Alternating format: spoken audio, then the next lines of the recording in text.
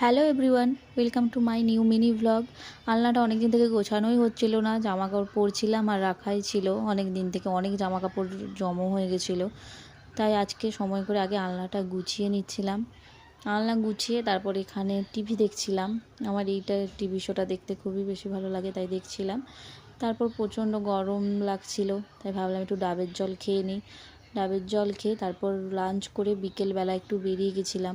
বাইরে যা গরম, বেরোনোই যায় না। তার মধ্যে বাইরে একটু দরকার ছিল, তাই জন্য বেরোতেই হয়েছিল এই গরমের মধ্যেও।